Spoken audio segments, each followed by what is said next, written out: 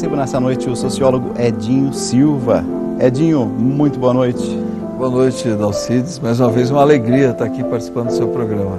E cheio de perguntas, porque o tema nada melhor do que a gente pensar um pouquinho, refletir um pouco sobre independência do Brasil, numa semana que a gente reflete um pouco mais com profundidade sobre esse tema.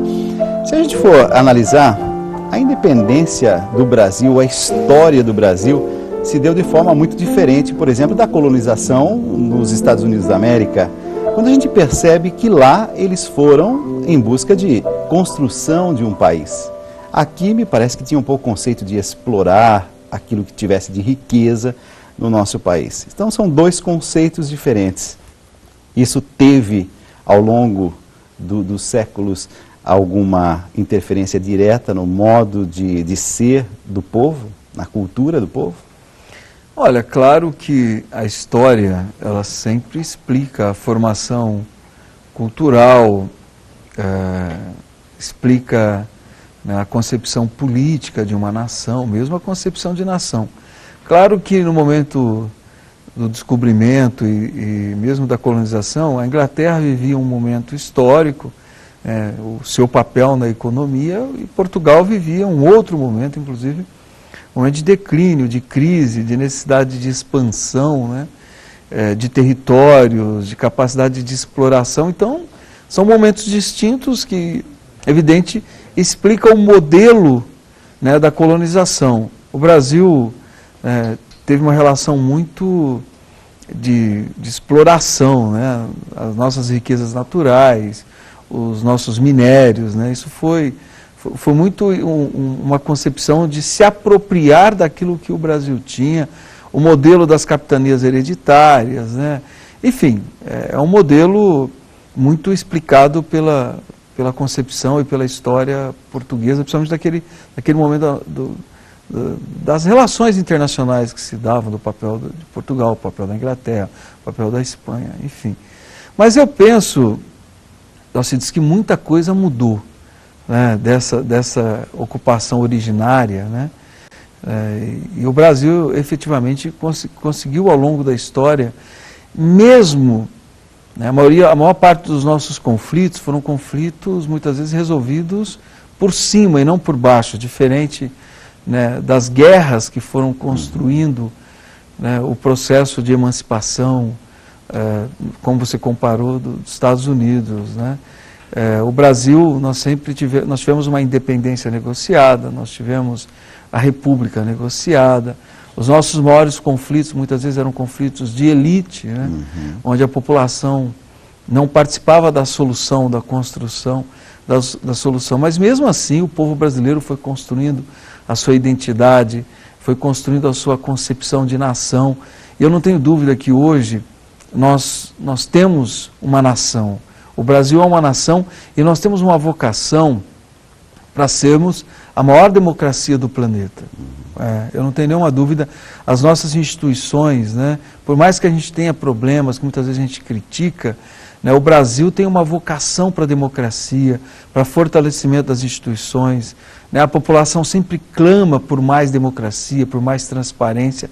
Nós estamos construindo uma nação que eu não tenho nenhuma dúvida vai gerar, ela vai ser referência, né, para outros países, como nós já somos, né, para a América do Sul e para a América Latina.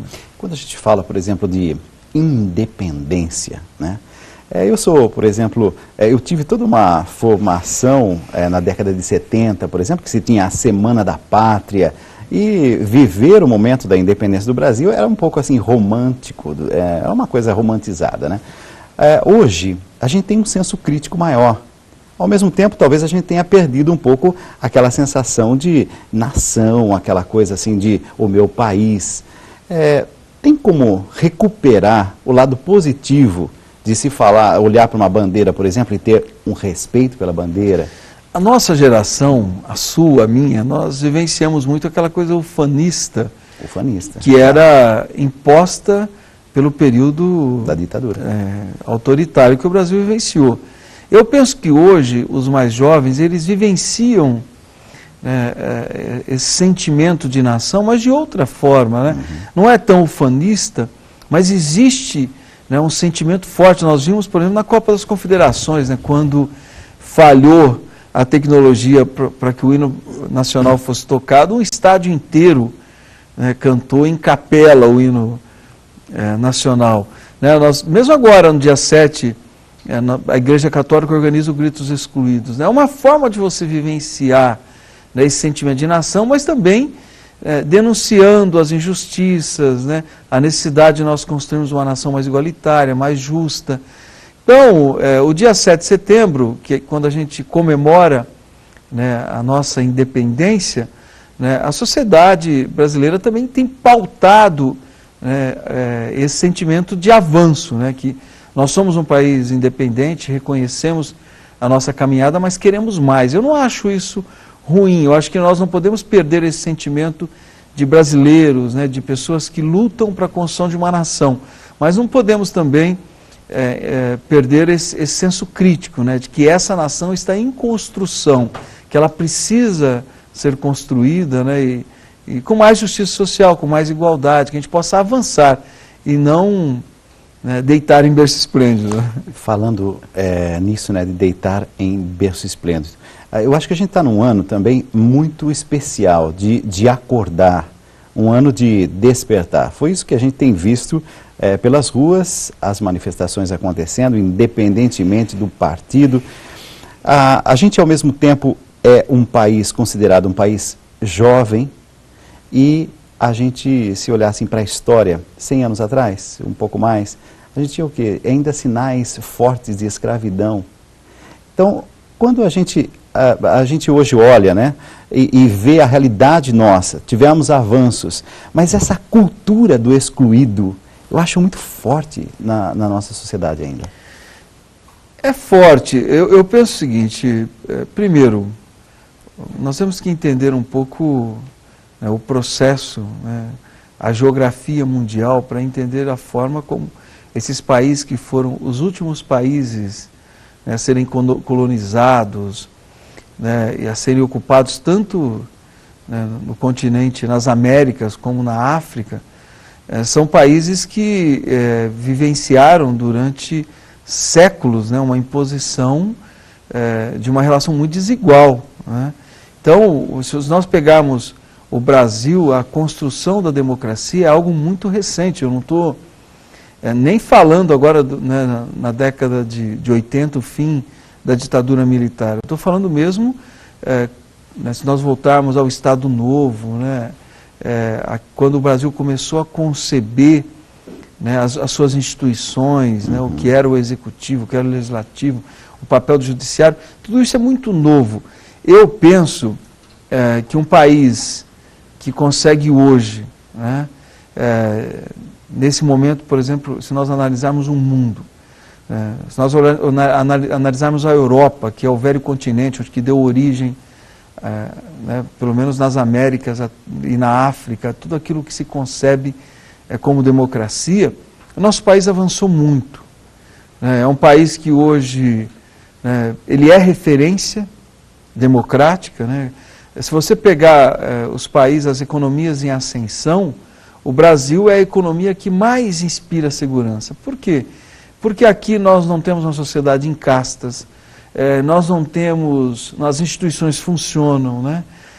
Você não tem, né, por mais que nós tenhamos problemas, quando você tem desrespeito ao dinheiro público, isso é combatido. Quando você tem, né, desrespeito às instituições, isso é combatido.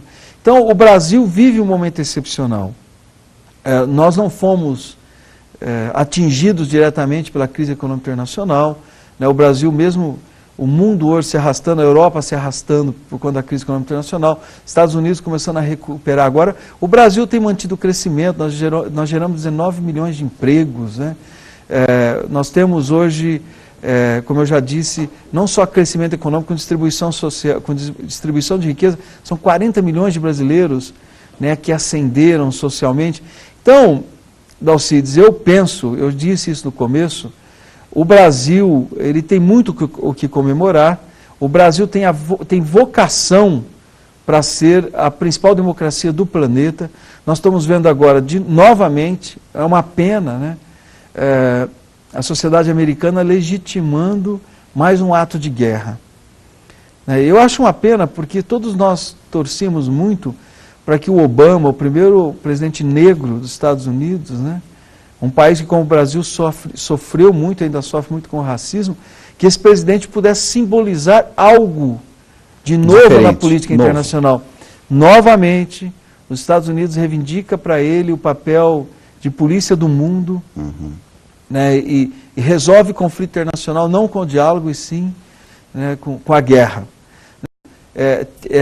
Pode ser considerado uma democracia, né, do ponto de vista da nossa cultura, no mesmo âmbito que os Estados Unidos, mas nós temos uma outra vocação para o mundo. Né?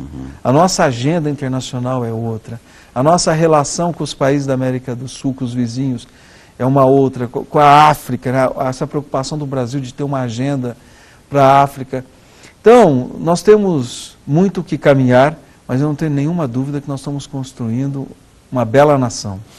Eu vi que você carregou um pouco as tintas no sentido positivo das coisas.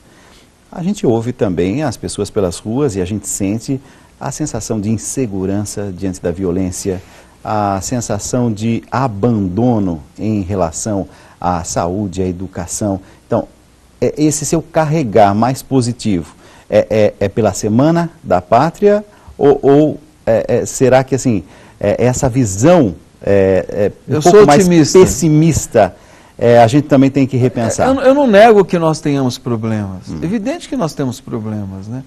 É um país, como nós mesmos iniciamos conversando, que teve a sua origem numa relação de exploração. Os portugueses não vieram para cá para fazer do Brasil uma nação.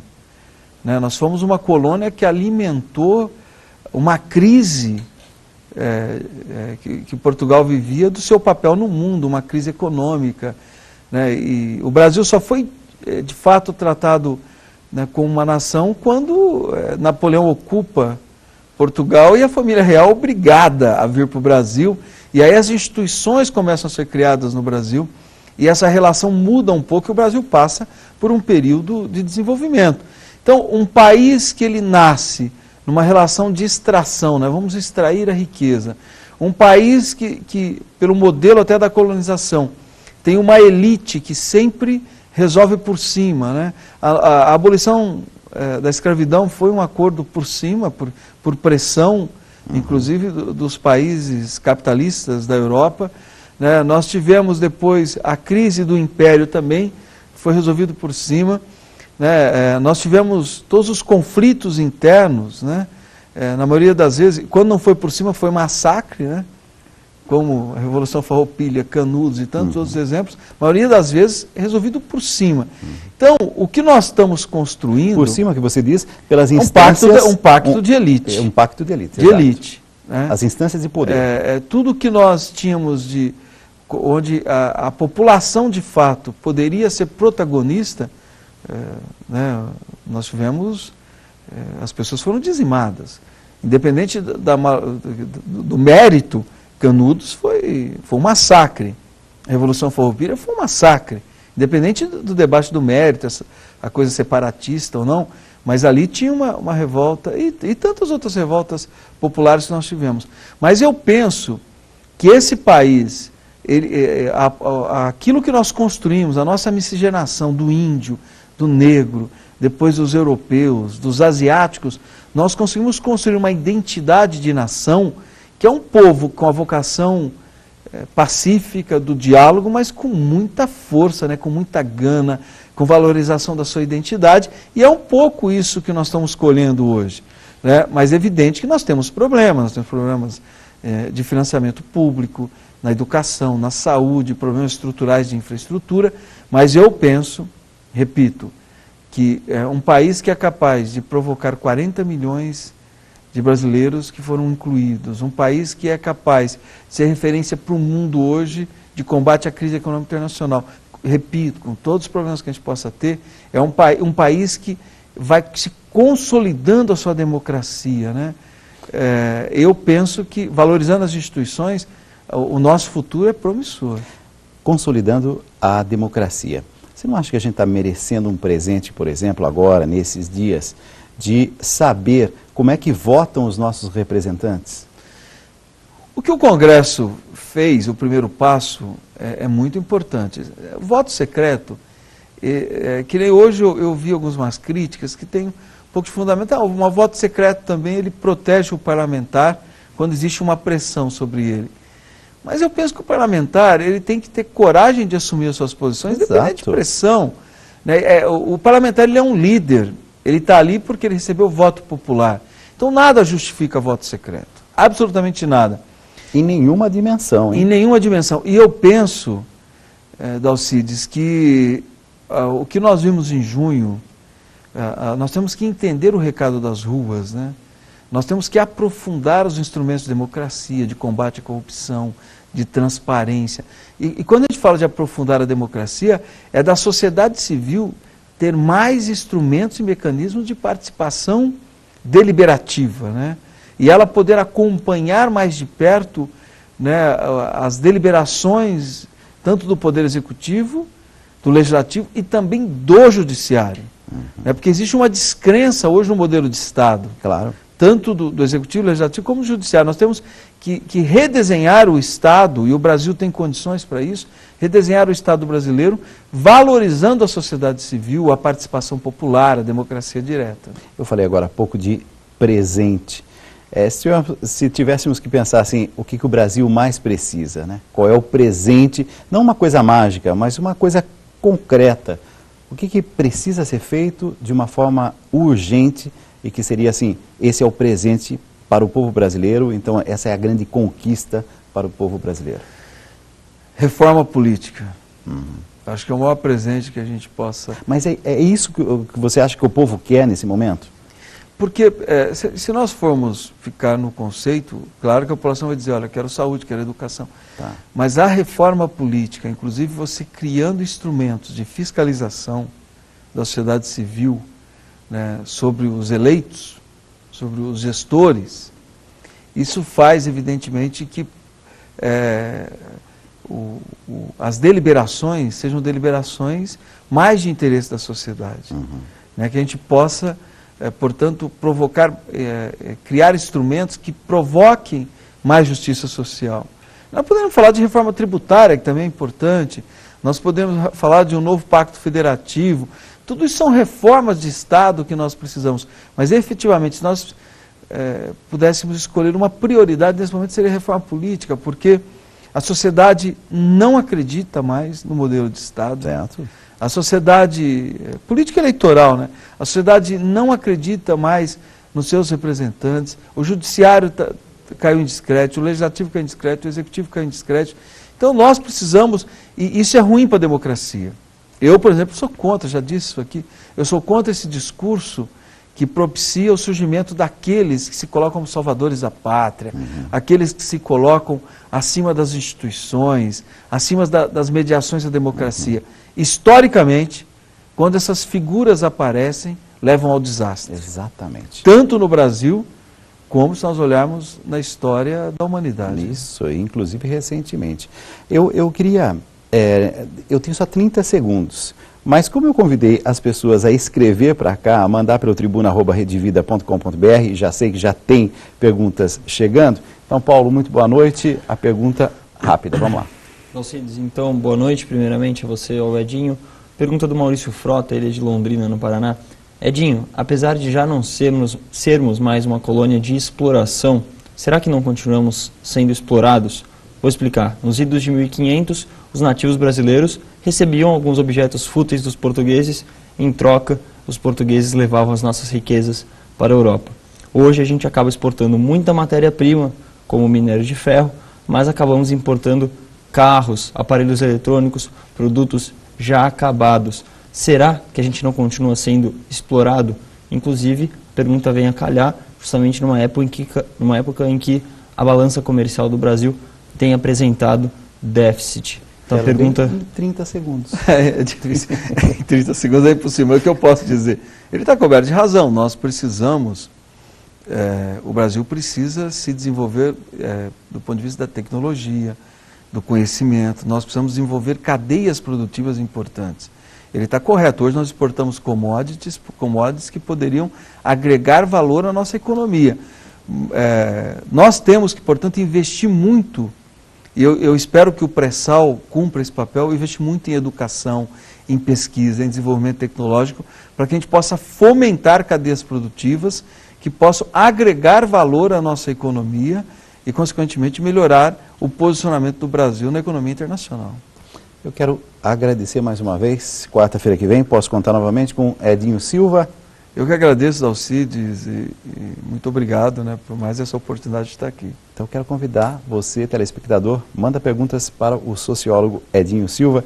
Quarta-feira que vem está aqui de volta no Tribuna Independente. Edinho, muito boa noite. Eu que agradeço, boa noite.